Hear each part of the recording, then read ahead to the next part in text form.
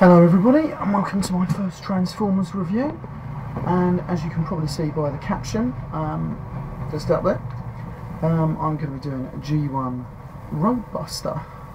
Let's have a look at the figure. Here he is. There we go, just a closer look.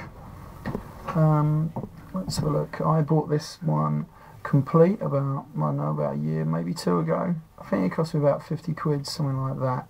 And these are really hard to find complete because usually they are missing all the weapons and all the armour, and if you do get all the weapons they are normally missing the little gun sight on this gun. I'll just take it off quickly for you to have a quick look at. Put that there, and there we go. See, they're just missing this really little tiny gun sight off the side there because it's detachable. Not only that, but they're usually missing this as well. If I can find it, I've got it here somewhere. I've not lost it. There we go. They're usually missing the little tiny little aerial there. Don't know if you can see it. Anyway, but yeah, they're usually missing all that little stuff. And so yeah, like I say, it's a pretty good Jeep. You can't really fault him really. I mean, you know, he does pretty much what he sets out to be. I don't know, if you was a kid maybe you saw it lying around. I don't know if you'd think it was a robot as well. But then again, if you do look from the back, you can see his hands, and obviously if you turn him upside down, you're going to see his little robot head in there. But if he was just sitting on the side, you'd probably just think it was a toy car, because I mean, it does look that convincing. I mean, it even comes with a little driver's seat ready for a little man. I believe he come from like the Japanese series called Doorback, or something like that. I can't remember the exact name. Where obviously this is the mould was borrowed from. I can't remember in that release if he actually came with a little driver, but who knows. But anyway, like I say, but he looks that convincing anyway. Let's have a little bit of history about the figure, actually, the character. So I've got my book here. I can't recommend this book enough as well if you don't have it already, because it just has every G1 character, lots of glossy photos. You can see that, lots of them, and it does cover everyone from like 1984 to about 1990. Just the American series, unfortunately, not like the European stuff, which some of it is actually pretty cool. See if I can find him here. Here he is. Let's have a look. His motto is war is a dirty business and I am as dirty as they come. You can't fault that. I mean, my sort of character totally. And he's a ground assault commander. Let's have a look. See the price here. Let's have a look. See, it reckons that a loose one is worth about $75, which is about 40 quid. Yeah, it's about fair enough. And the box one is about $300 as well. Who knows? I certainly won't pay that much for one. Anyway, right, let's get on to the thing in hand. Anyway, this is the figure again, and let's start transforming him. First of all, we take his legs and we bend these back like so, and we'll do the same with the other one. And then we also then fold down the little seat like that folds in there, and then we put down the little windshield just over that. And then I really do like this piece because it just folds straight over all that. Totally covers it up so you'd never know it was there. Anyway, then we turn the figure around. I like to do next is we take the little arms and we basically just fold them out like so, like that, past the legs and like that. Okay, so then you're left with that. Then I've got to fold them up like that, and then these legs then have to come off the actual post that they're on. Like you put them out on like a spring mechanism off that one, and then they just fold straightly into the holes, and there's a little post which they were attached to on the side of the leg. I don't know if you can really see that well from that angle. It's a little bit hard to see, but it just makes sense.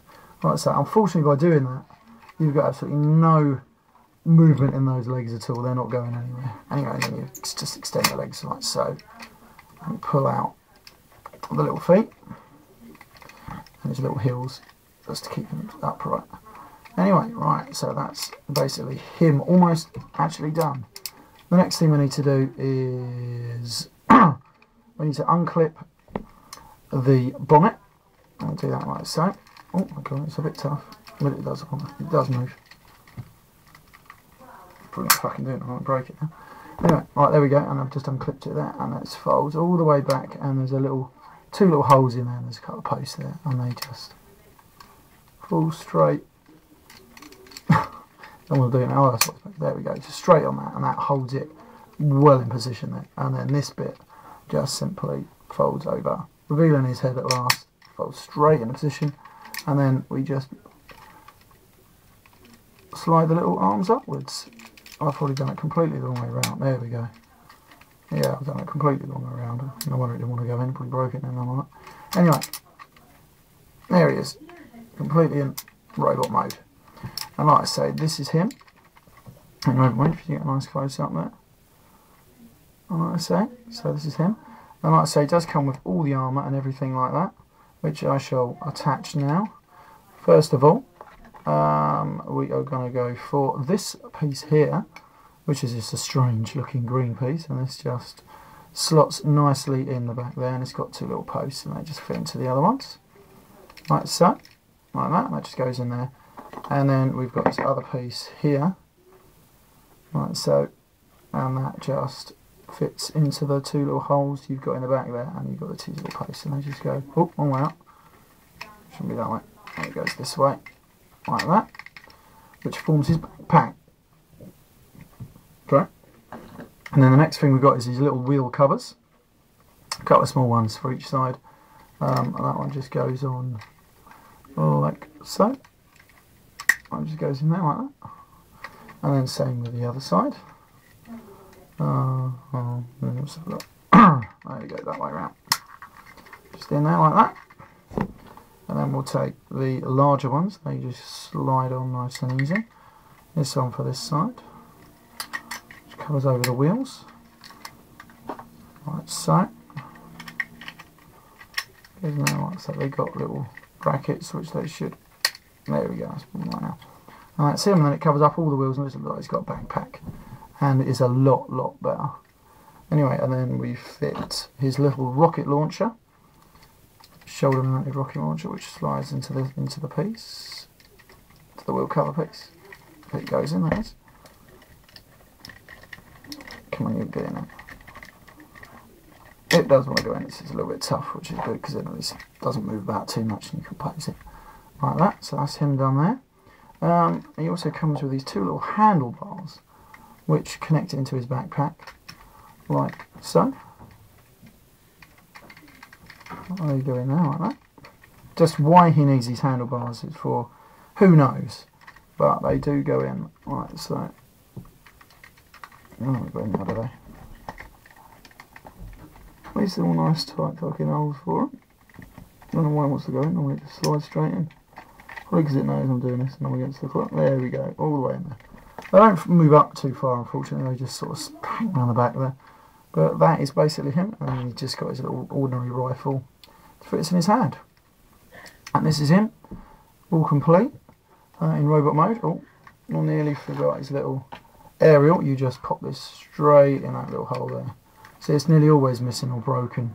Basically, if he just falls backwards, you're going to break that. Anyway, this is him, Generation 1 Roadbuster. I would give this figure a 8 out of 10. I mean, yeah, it's not got posability, it's a Generation 1 figure after all. I mean, but he is just, I mean, if I was a kid, I never had this as a kid, unfortunately, because they weren't released over here, and even harder to get in America, I think, so I hear. But I would have been totally chuffed over this, because he is just hard as nails. He's got a rocket launcher, he's got his little rifle there, he's got little bullets on his legs, he's got another gun there on his leg ready to fucking use. He is, I would just like to be in the scrap with this guy. And there you go. So this has been great. This has been my review of Generation Roadbuster. If you liked it, please rate it. And if you've got any suggestions for future reviews, please just let me know. Anyway, so take care.